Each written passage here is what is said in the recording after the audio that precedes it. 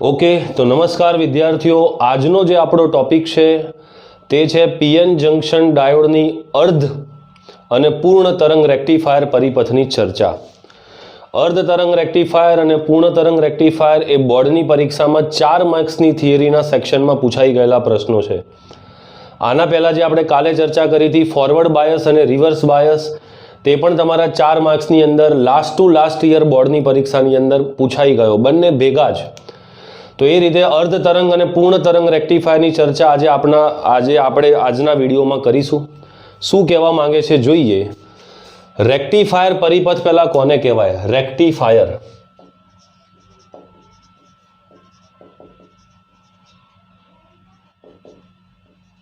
Rectifier પરિપથ. તો આપણે જોયું હતું કે જ્યારે ડાયોડને આપણે ફોરવર્ડ બાયસમાં વાપરીએ, ડાયોડને બેટા ફોરવર્ડ બાયસમાં વાપરીએ તો શું થાય? આ ડાયોડ છે, આ ડાયોડને જ્યારે ફોરવર્ડ બાયસમાં વાપરીએ તો આ થઈ ગયો P અને આ થઈ ગયો બેટા N.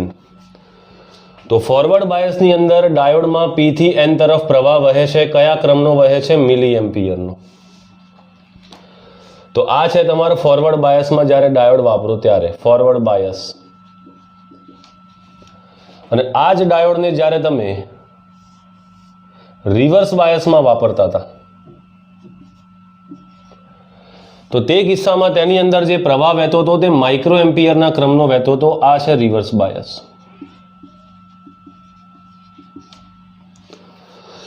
પણ ફોરવર્ડ બાયસની અંદર જે વહેતો પ્રવાહ છે મિલી એમ્પિયરના ક્રમનો, તે ઘણો મોટો પ્રવાહ કહેવાય. અને રિવર્સ બાયસની અંદર જે પ્રવાહ વહે છે માઇક્રો એમ્પિયરના ક્રમનો, તે ખૂબ જ ઓછો કહેવાય. અને આટલા ઓછા પ્રવાહથી આપણે કોઈ પરિપથમાં તેનું કામ નથી લઈ શકતા. એટલે હવેથી આપણે રિવર્સ બાયસની અંદર ડાયોડમાંથી વહેતો પ્રવાહ શૂન્ય માનીને ચાલીશું. આનો મતલબ જ્યારે ડાયોડ ફોરવર્ડ બાયસમાં હોય તો જ તેનામાંથી પ્રવાહ વહે છે તેવું માનીશું. અને રિવર્સ બાયસમાં વહેતો પ્રવાહ માઇક્રો એમ્પિયરનો જે ખૂબ જ નજીવો અને અવગણી શકાય તેવો હોવાથી તેમાંથી વહેતો પ્રવાહ શૂન્ય માનીને આપણે રેક્ટિફાયર પરિપથનો ઉપયોગ કરવાનો છીએ.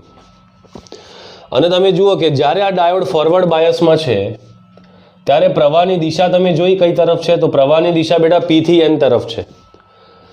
N થી P તરફ પ્રવાહ ક્યારે પણ વહેતો નથી. N થી P તરફ ડાયોડમાંથી ક્યારેય પ્રવાહ ન વહે. ડાયોડની અંદર પ્રવાહ, ડાયોડની જે સંજ્ઞા છે, જે તીર છે, આ તીર આપણને મેસેજ આપે છે કે ડાયોડમાં પ્રવાહ હંમેશા P થી N તરફ જ જાય છે, આ તરફ જ જાય છે, એક જ દિશામાં પ્રવાહ વહે છે.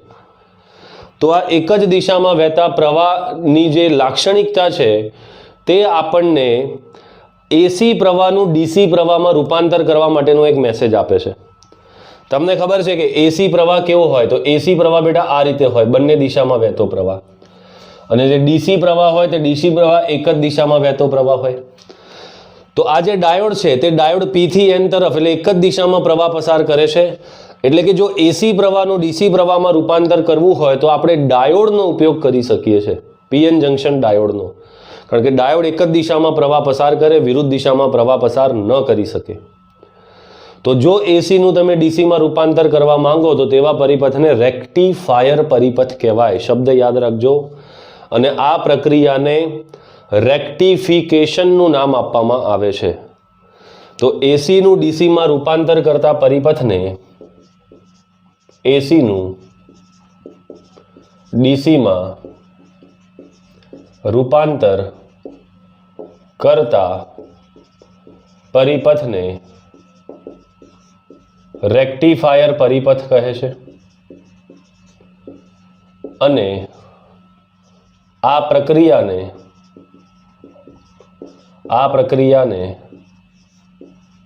રેક્ટિફિકેશન કહે છે. બરાબર છે. તો પરિપથને રેક્ટિફાયર પરિપથ કહેવાય અને આ પ્રક્રિયાને રેક્ટિફિકેશન કહે. અને આ જે રેક્ટિફિકેશન છે, આ જે રેક્ટિફાયર પરિપથ બે પ્રકારના હોય, અર્ધ તરંગ રેક્ટિફાયર અને પૂર્ણ તરંગ રેક્ટિફાયર, જે બોર્ડની પરીક્ષાની ખૂબ જ અગત્યની અને સારામાં સારી થિયરી છે. શું કહેવા માંગે છે જોઈએ. જુઓ, તો પહેલા આપણે અર્ધ તરંગથી સ્ટાર્ટ કરીએ. અર્ધમાં ખબર પડશે તો પૂર્ણમાં ખબર પડશે, અડધું આવડે તો પૂર્ણ આવડે. તો સ્ટાર્ટ કરીએ છીએ અર્ધ તરંગ રેક્ટિફાયર.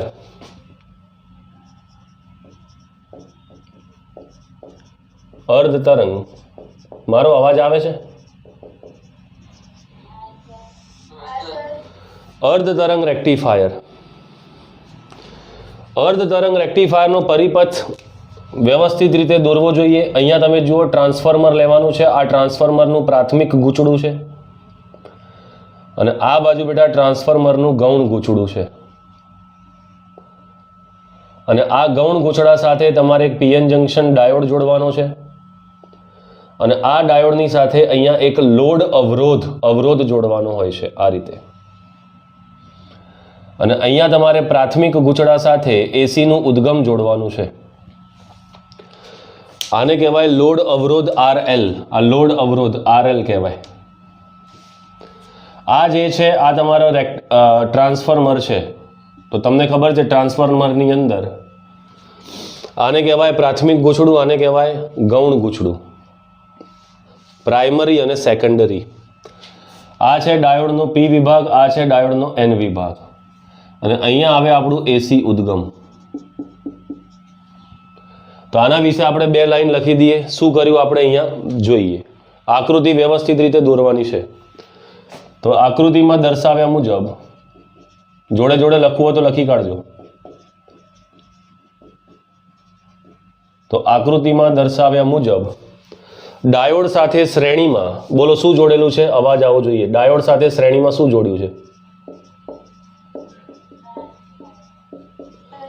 આ બાજુ ડાયોડ સાથે શ્રેણીમાં આ બાજુ નીચે શું જોડેલું છે? બોલો. ડાયોડ સાથે શ્રેણીમાં લોડ અવરોધ કહેવાય. એનું નામ છે લોડ અવરોધ.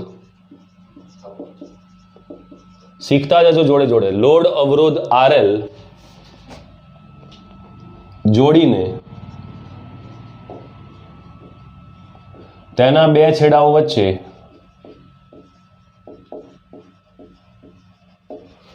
ડાયોડ સાથે શ્રેણીમાં લોડ અવરોધ RL જોડીને ડાયોડના 2 છેડાઓ વચ્ચે, તેના એટલે ડાયોડના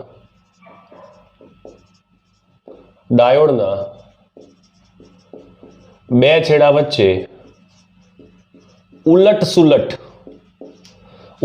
એટલે એસી ઉલટ સુલટ વોલ્ટેજ આપવામાં આવે છે. વોલ્ટેજ આપવામાં આવે છે. એટલે આ ડાયોડ સાથે શ્રેણીમાં લોડ અવરોધ જોડી દીધો અને ડાયોડના 2 છેડા વચ્ચે જુઓ આ છેડાને અને અહીંથી આ બાજુના છેડાને આપણે આ ઉલટ સુલટ વોલ્ટેજ આપીએ છીએ, એસી વોલ્ટેજ આપતા હોઈએ છીએ. હવે શું થશે? ધ્યાન આપજો. ઇનપુટ પહેલા દોરી દઉં અને પછી આઉટપુટ દોરીએ. આને નામ આપી દઉં A અને આને છેડો નામ આપી દઉં B. તો અહીંયા આગળ મેં કયા વોલ્ટેજ લખેલા છે? ઉલટ સુલટ વોલ્ટેજ. ઉલટ સુલટ વોલ્ટેજ એટલે બેટા એસી વોલ્ટેજ. તો આપણે આ A છેડા પરનું વોલ્ટેજ મારે લખવું છે. બોલો. A છેડા પરનો વોલ્ટેજ. તો A છેડા પરનો વોલ્ટેજ ઉલટ સુલટ વોલ્ટેજ કેવો હશે? આવો જ હશે.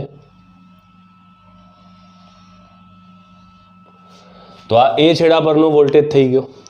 અને હવે મારે અહીંયા આઉટપુટ વોલ્ટેજ લેવો છે. આઉટપુટ વોલ્ટેજ, કારણ કે તમે A અને B પાસે તો ઇનપુટ વોલ્ટેજ આપો અને RL ના 2 છેડા વચ્ચે તમારા આઉટપુટ વોલ્ટેજ મળે. તો ઇનપુટ વોલ્ટેજ અને આઉટપુટ વોલ્ટેજની વચ્ચે શું છે? ડાયોડ છે. તો આ ડાયોડ શું કરે? આ ઉલટ સુલટ વોલ્ટેજ જે છે એટલે કે જે દિશાનો 2 દિશાનો જે વોલ્ટેજ છે, જે પ્રવાહ છે, તેને એક જ દિશામાં કન્વર્ટ કરે અને એને જ આપણે રેક્ટિફાયર પરિપથ કહીએ છીએ. તો હવે અહીંયા કેવા આકારનો વોલ્ટેજ આવશે, તરંગ આવશે, એની ચર્ચા આપણે થિયરીમાં સાથે સાથે કરીશું તો તમને મજા આવશે. તો અહીંયા આપણે કયા વોલ્ટેજ લેવાના છે ખાલી એ લખી દઉં. RL ના 2 છેડા વચ્ચેના વોલ્ટેજ. RL ના 2 છેડા વચ્ચેનો વોલ્ટેજ કઈ રીતે આવશે જો હું તમને શીખવાડું. પહેલા અહીંયા લખીએ છીએ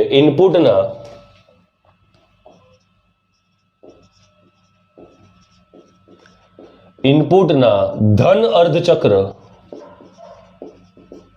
દરમિયાન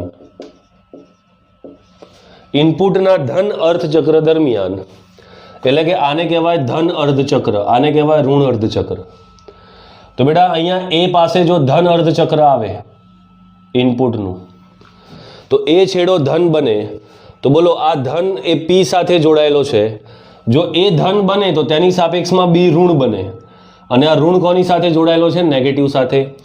તો બોલો ડાયોડનો પી વિભાગ પોઝિટિવ સાથે જોડાય અને ડાયોડનો એન વિભાગ જો નેગેટિવ સાથે જોડાય તો બોલો આ ડાયોડ કયા બાયસમાં આવે? ફોરવર્ડમાં આવે કે રિવર્સમાં આવે? ફોરવર્ડમાં આવે. ફોરવર્ડમાં આવે. તો જ્યારે તમે ઇનપુટ વોલ્ટેજનું ધન અર્ધચક્ર અહીંયા એ છેડા પર આવે ત્યારે ડાયોડ ફોરવર્ડ બાયસમાં આવે છે. અને મેં તમને હમણાં જ શીખવાડ્યું કે ફોરવર્ડ બાયસની અંદર ડાયોડમાંથી પ્રવાહ પી થી એન તરફ વહે છે. તો એના વિશે એક લાઈન અહીંયા લખી દઈએ. તો ધન અર્ધચક્ર દરમિયાન ડાયોડ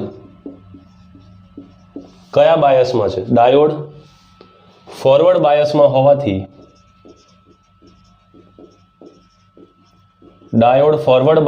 હોવાથી તે દરમિયાન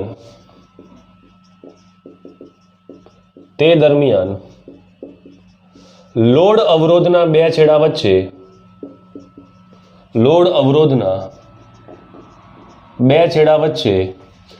બોલો આ ડાયોડમાંથી પ્રવાહ વહી ગયો અને એ પ્રવાહ હવે RL માંથી પસાર થાય તો બોલો RL ના બે છેડા વચ્ચે આઉટપુટ વોલ્ટેજ મળે કે ના મળે? તમારે ખાલી મળે કે ના મળે એવું બોલવાનું છે. મળશે કે નહીં મળે આઉટપુટ વોલ્ટેજ? પ્રવાહ વહે છે તો પ્રવાહ વહે છે અવરોધમાંથી, તો I જેટલો પ્રવાહ જો R અવરોધમાંથી વહે તો બોલો આઉટપુટ વોલ્ટેજ મળે કે ના મળે? બિલકુલ મળે. તો બે છેડા વચ્ચે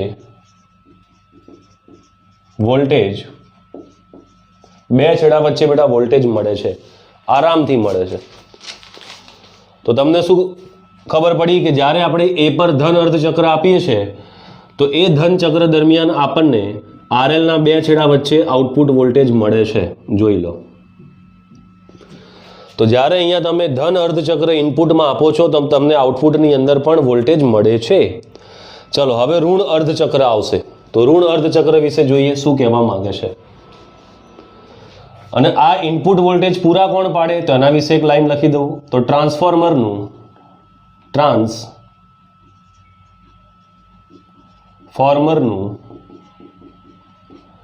ગૌણ ગૂંચળું છેડાઓ A અને B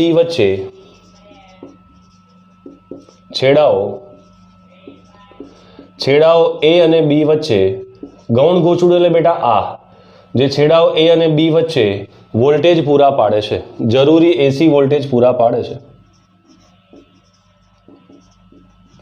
જરૂરી AC વોલ્ટેજ પૂરા પાડે છે. મળી ગયું. તો એ પરનો વોલ્ટેજ જ્યારે ધન હોય તો ડાયોડ પોતાનામાંથી વિદ્યુત પ્રવાહનું વહન થવા દે છે. તો લખીએ એના વિશે એક લાઈન. જ્યારે એ પરનો વોલ્ટેજ ધન હોય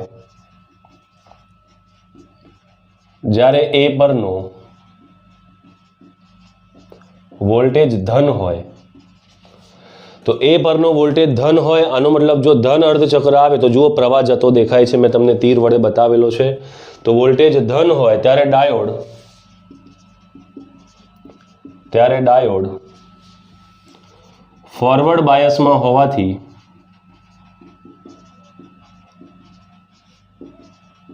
વિદ્યુત પ્રવાહનું વહન થવા દે છે. અલા તમે લોકોનો અવાજ આવે છે કે નહીં આવતો? બોલો. અને હવે મને કહો કે જો એ પરનો છેડો બેટા ઋણ થઈ જાય એટલે કે ઋણ અર્ધચક્ર આવે તો જો એ ઋણ થાય તો ઋણ એ ડાયોડના P વિભાગ સાથે જોડાય, એ ઋણ હોય તો B ધન હોય તો ધન એ ડાયોડના N વિભાગ સાથે જોડાય. તો બોલો ડાયોડ કયા બાયસમાં આવે? Reverse bias. અને રિવર્સ બાયસમાં મેં તમને હમણાં જ શીખવાડ્યું કે વહેતો પ્રવાહ માઇક્રો એમ્પિયરનો હોવાથી ખૂબ જ નજીક હોવાથી આપણે તેને શૂન્ય માનીને ચાલીએ છીએ. એટલે કે રિવર્સ બાયસમાં ડાયોડ કોઈ પ્રવાહ પસાર કરતો નથી. તો એના વિશે એક લાઈન લખી દઈએ. તો જ્યારે એ ઋણ બને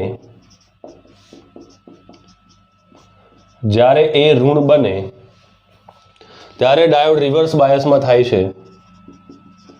ત્યારે ડાયોડ રિવર્સ બાયસમાં આવે છે અને વિદ્યુત પ્રવાહનું વહન થવા દેતો નથી. વિદ્યુત પ્રવાહનું વહન થવા દેતો નથી. તો જો બેટા હવે આ આરએલ માંથી વિદ્યુત પ્રવાહનું વહન ન થાય, જો આઈ જ ન હોય, તો બોલો વોલ્ટેજ આપણને મળશે કે નહીં મળે? તો નહીં મળે. તો આપણને જ્યારે ઋણ અર્ધચક્ર ઇનપુટમાં આપો છો ત્યારે આપણને આઉટપુટ વોલ્ટેજ મળતા નથી. અને ફરી પાછું કયું ચક્ર આવે? ધન. તો એ છેડા પર ફરી ધન ચક્ર આવે. એ ધન બને, તેની સાપેક્ષમાં બી ઋણ બને. ધન પોઝિટિવ સાથે, ઋણ નેગેટિવ સાથે. ફરી ડાયોડ ફોરવર્ડ બાયસમાં આવે, ફરી વિદ્યુત પ્રવાહનું વહન કરે, ફરી આરએલમાંથી પ્રવાહ વહે, ફરી આઉટપુટ મળે, તો ફરી આપણને આઉટપુટ વોલ્ટેજ મળે છે. જોઈ લો. તો બોલો આપણને આઉટપુટ ક્યારે ક્યારે મળે છે? ઇનપુટના ધન ઋણ બંને માટે મળે છે કે ખાલી ઇનપુટના ધન ચક્ર માટે જ મળે છે? યસ. તો અહીંયા વિદ્યુતનું વહન થવા દેતો નથી. અને પ્રવાહનું વહન તો થાય જ છે, પણ આપણે તેને ગણતા નથી. તો લખી શકાય કે ડાયોડ માટે રિવર્સ સેચ્યુરેશન પ્રવાહ, યાદ છે લાસ્ટ લેક્ચરમાં આવ્યું હતું, રિવર્સ સંતૃપ્ત પ્રવાહ પણ કહેવાય, અવગણી શકાય તેટલો હોય છે. અવગણી શકાય તેટલો હોય છે. પ્રવાહ તો વહે છે, પણ રિવર્સ સેચ્યુરેશન પ્રવાહ આ રિવર્સ બાયસની અંદર અવગણી શકાય તેટલો હોય છે. માટે વ્યવહારિક હેતુઓ માટે કામમાં લઈ શકાય નહીં. માટે વ્યવહારિક હેતુઓ માટે કામમાં લઈ શકાય નહીં. તેને કામમાં ન લઈ શકાય. તો બસ આપણો ટોપિક લગભગ પતવા આવ્યો. 2-4 લાઈન આમાં બીજી લખી દો એટલે તમારે અર્ધ તરંગ રેક્ટિફાયર જો તમે આટલું પરીક્ષામાં લખી ના આવો એટલે ફૂલ માર્ક્સ. અને તમે લોકો જોઈ શકો છો કે આમાં કશું અઘરું છે નહીં, એકદમ સહેલું લખેલું છે, એકદમ સહેલું. આમ એસીના ધન અર્ધચક્ર દરમિયાન, આમ સમજો બેટા, એસીના માત્ર ધન અર્ધચક્ર દરમિયાન, ધન અર્ધ ચક્ર દરમિયાન, માત્ર ધન અર્ધચક્ર દરમિયાન જ આરએલ માંથી પ્રવાહ એક દિશામાં વહે છે. દરમિયાન લોડ અવરોધમાંથી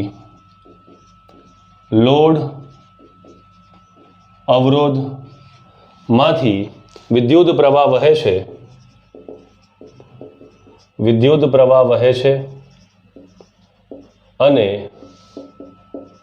તેના બે છેડા વચ્ચે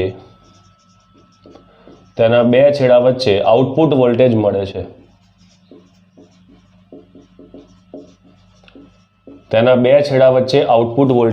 છે. તો તમે જુઓ, જ્યાં જ્યાં ઇનપુટના ધન અર્ધચક્ર આવ્યા છે ત્યાં ત્યાં જ આઉટપુટ વોલ્ટેજ મળે છે. ઋણ અર્ધચક્ર માટે આપણને આઉટપુટ વોલ્ટેજ મળતો નથી, કારણ કે ત્યારે ડાયોડ રિવર્સ બાયસમાં જતો રહે છે. એટલે મને એવું લાગે છે તમને ખબર પડી. બોલો ભાઈ. જ્યારે ઋણ અર્ધચક્ર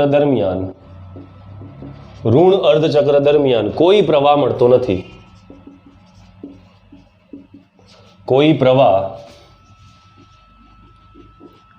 નથી, તો તમે જુઓ, જ્યારે ડાયોડ ફોરવર્ડ બાયસમાં થાય ત્યારે આરએલ માંથી વહેતો પ્રવાહ એક જ દિશામાં છે. જોઈ લો. તો ઇનપુટ વોલ્ટેજ બંને દિશાનો છે, ધન ઋણ, પણ આઉટપુટ માત્ર ધન જ છે. ઇનપુટ ધન ઋણ એટલે કે બંને દિશાનો છે, પણ આઉટપુટ માત્ર એક જ દિશાનો છે. તો ડીસી પ્રવાહ બી તો એક જ દિશામાં વહે, અને એક દિશામાં વહેતા પ્રવાહને જ ડીસી પ્રવાહ કહેવાય. તો આપણે જે કામ ડાયોડથી લેવા માંગતા હતા, રેક્ટિફાયર પરિપથ બનાવવા માંગતા હતા, બની ગયો ને? કે આ એસી તમે આપો છો પણ તમને આઉટપુટ એક જ દિશાનો મળે છે, એટલે તે ડીસીમાં રૂપાંતર થઈ ગયો. તો જ્યારે ઋણ અર્ધચક્ર દરમિયાન કોઈ પ્રવાહ બેટા મળતો નથી, આમ આઉટપુટ